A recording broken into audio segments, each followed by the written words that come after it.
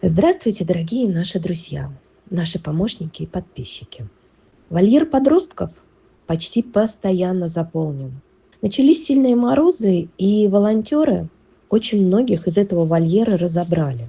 Но эти две малышки-хаски, два подростка, так и сидели в жуткие морозы, наблюдая, как забирают других. Все как будто их не видели. Что это у нас? Ну-ка, посмотрим. Так, ну-ка, не посмотрим, как ножки сдвинула. Девочка, по-моему. Прошли 2 недели. 2 недели лечения, заботы, теплой вкусной еды и первой в их жизни ласки. Собака, девочка. Что-то она не нравится мне. Животик-то мягонький, беременный, что ли. Разноглазая девочка с невероятными, словно из сказки, глазами. Ее анализы говорили о воспалении, высокие лейкоциты. Организм боролся из последних сил.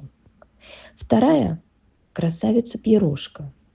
У нее был очень жесткий кашель. Анимаська, Хасюта, я снег убираю. Вышла уже типа замерзла. Мать говорит, пошли домой. Мать, работать надо, а ты уже домой хочешь. Мы забирали их уже, когда в вольере оставались единицы. Их взгляды разбивали сердца.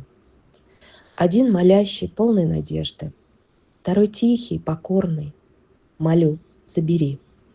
Их болезни – следствие холода, скудной еды и равнодушия. Теперь девчонки здоровы, лейкоциты в норме, кашель отступил. И в их глазах появился не испуг, а светящийся интерес к жизни. Они готовы лететь в новую жизнь. Друзья, им очень нужна ваша помощь на вылет. У этих девчонок, которых и так все обходили стороной, практически нет финпомощников. К сожалению, они по-прежнему, как и тогда в вольере, остаются незамеченными в плане помощи.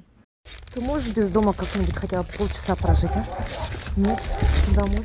Минус 29 на улице, сегодня тепло. Но мы верим, что сердце найдется у каждого из вас, и вы не пройдете мимо. Перед ними путь из ледяного города в Москву, где будет другая жизнь. Это поиск дома и, конечно же, их любящая и любимая семья. Но последний барьер – это финансовый. Давайте поможем им. Любая сумма приближает их к спасительной посадке в Москве. Они заслуживают этот полет к счастью.